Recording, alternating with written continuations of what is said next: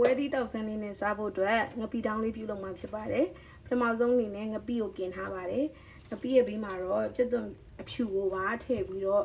กินထားပါတယ်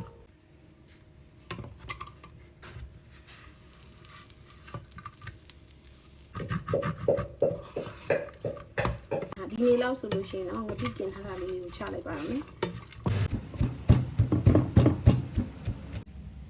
กินထားတဲ့ငပိနဲ့ကျက်သွန်ဖြူထောင်းထားတာတွေကိုပဇွန်ရောက်ပါထည့်ထောင်းပါတယ်ပြီးရင်တော့ပဲစီတစ်စုံလောက်စမ်းပေးလိုက်ပါမယ်ပြီးရင်တော့တမယာသီးလေးကိုပါညှစ်ထည့်ပေးလိုက်ပါမယ်